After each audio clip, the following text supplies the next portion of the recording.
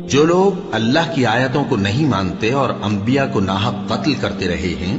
اور جو انصاف کرنے کا حکم دیتے ہیں انہیں بھی مار ڈالتے ہیں، ان کو دکھ دینے والے عذاب کی خوشخبری سنا دو۔ یہ ایسے لوگ ہیں جن کے اعمال دنیا اور آخرت دونوں میں برباد ہیں اور ان کا کوئی مددگار نہیں ہوگا۔ بھلا تم نے ان لوگوں کو نہیں دیکھا جن کو کتاب یعنی تورات سے حصہ دیا گیا